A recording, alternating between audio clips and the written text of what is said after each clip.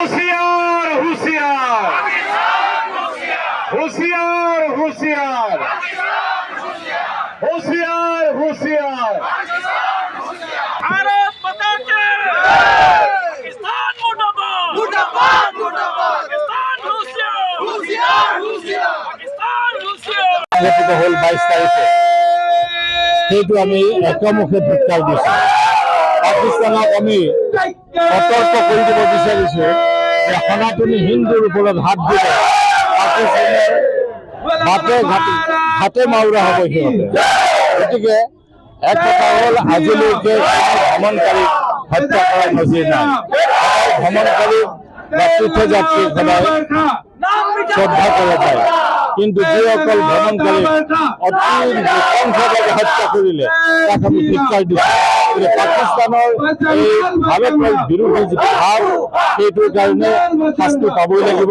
আৰু আমি একমুখে দাবী জনাওঁ যে ভাৰতৰ মহামান্য প্ৰধানমন্ত্ৰী ডাঙৰীয়াই যি ব্যৱস্থা লৈছে সেই ব্যৱস্থাৰে আগবাঢ়ি যাওক। 140 কোটি ভাৰতীয় লগত আছে। গতিকে আমি মুৰ্দাবাদ দিছোঁ। পাকিস্তানৰ ওচৰতে ইয়াৰ এশিকনি পাব আৰু তেওঁলোকে ভৱিষ্যতৰ কাৰণে শিক্ষা দিবৰ কাৰণে আমি আহ্বান জনাওঁ। আৰু আমি আজি সেইকাৰণে এফালেদি আমি শ্ৰদ্ধাঞ্জলি জনাইছোঁ আৰু আনফালেদি আমি ধৰ্ম কাৰ্যসূচী দিছোঁ সচলত।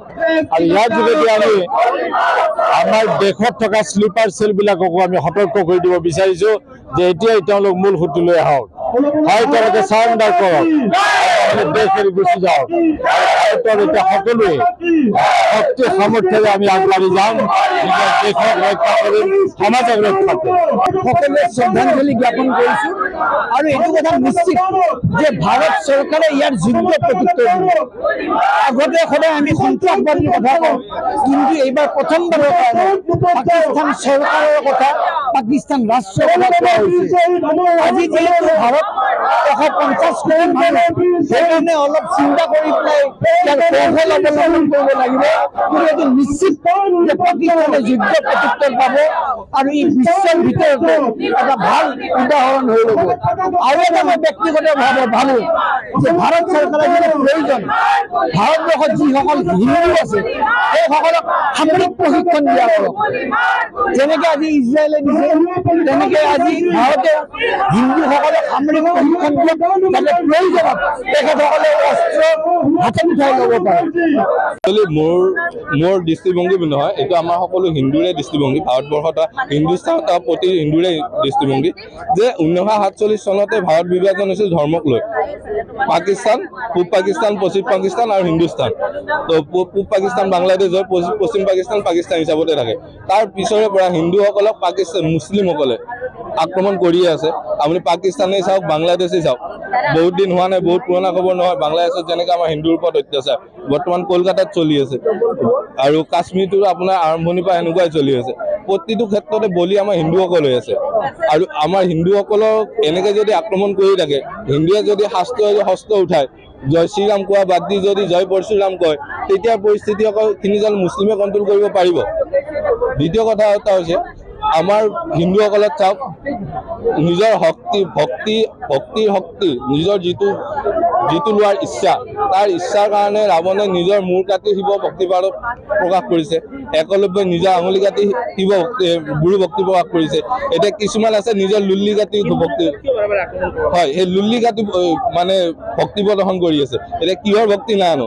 আৰু লুল্লি কাটি যিসকলে ভক্তি প্ৰদৰ্শন কৰি আছে তেওঁলোকে সদায় হিন্দুৰ ওপৰতে আক্ৰমণ কৰি আছে। এতিয়া হিন্দুক কমজোৰ বুলি ভাবি আক্ৰমণ কৰি আছে নে হিন্দুৰ প্ৰত্যাক্ৰমণলৈকে ৰখি আছে, এইটো কথা যদি আক্ৰান্তসকলে যদি ক্লিয়াৰ কৰি দিয়ে, তেতিয়া আমাৰ হিন্দুসকলৰ সুবিধা হয়। কাৰণ হিন্দু কাৰণ নাছিল, নহয় আৰু নহ'ব। পাকিস্তানৰ বিৰুদ্ধে কেনেকুৱা ধৰণৰ ব্যৱস্থা লোৱাটো বিচাৰিছে? এনেই পাকিস্তানটো যদি যেনেকে নোটবন্দীৰ সময়ত মোদীয়ে কৈছিলে ৰাতি 12টা বজাৰ পিছত 2000 টকীয়া নোট নুশুনে, যদি মোদীয়ে আকৌ কয় ৰাতি 12টা বজাৰ পিছত যে আজিৰ পৰা আমাৰ পৃথিৱীৰ মেপৰ পৰা পাকিস্তানখন নোহোৱা হৈ গ'ল, সেইটো উত্তৰ শুনিলে আমাৰ গোটেই ভাৰতবাসী নথৈ আনন্দিত হ'ব। बहुत ही दुखद था और भारत में कभी भी किसी को भी कोई सुविधा अगर मिलती है तो उससे ये नहीं पूछा जाता है कि तुम्हारा धर्म क्या है, अपना धर्म दिखाओ। हर धर्म के लिए ये देश एक शेल्टर रहा है जिसमें हर धर्म का व्यक्ति यहाँ रह सकता है और ऐसे ही देश में इस तरह से आतंकवादियों ने जो गंद मचाई है उसके लिए पूरा देश दुख में है और इस बात का जवाब पाकिस्तान में पल रहे इन आतंकवादियों से ये पूछना होगा और जो इन्हें प्रश्न देते हैं उन्हें पूछने का समय आ गया है और उन्हें यह जवाब देना पड़ेगा कि ऐसा वो क्यों कर रहे हैं। जब धर्म के आधार पर देश मिल गया है तो अब दोबारा इस तरह के कार्यकलाप हमारे देश में क्यों कर रहे हैं, ये बहुत दुखद है और इस बात का जवाब भारत की सरकार को देना होगा।